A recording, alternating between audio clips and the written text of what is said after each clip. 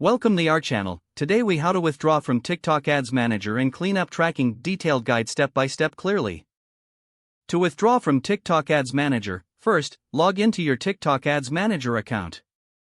Navigate to the Accounts section on the left-hand menu. Click on the Billing tab to view your financial details. Locate the Withdrawal option within the Billing section. Click on Withdraw to initiate the withdrawal process. Enter the amount you wish to withdraw from your account balance. Review the withdrawal details for accuracy. Confirm your request and wait for processing. Next, to clean up tracking, go to the Assets section in the left-hand menu. Select Tracking to manage existing tracking pixels. Review all active tracking pixels related to your campaigns. Decide which pixels you wish to remove. Click on the pixel you want to delete. Select the option to remove or delete the pixel. Confirm the deletion to finalize the process.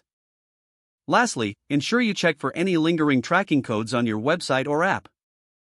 Remove any outdated tracking codes that are no longer in use. This completes your withdrawal from TikTok Ads Manager and your tracking cleanup. If the page does not load, refresh the browser or try again in a private or incognito window. Make sure you are using the correct email address, then retype it carefully to avoid small typos. If your password is not accepted, use the reset option and create a new strong password you can remember. Check your spam folder for verification or security emails, then complete any requested confirmation steps. Enable two-factor authentication if available to improve account security and reduce unauthorized access risk.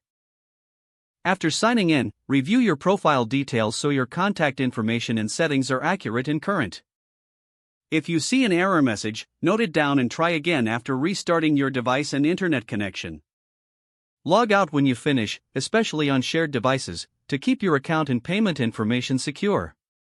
If the page does not load, refresh the browser or try again in a private or incognito window.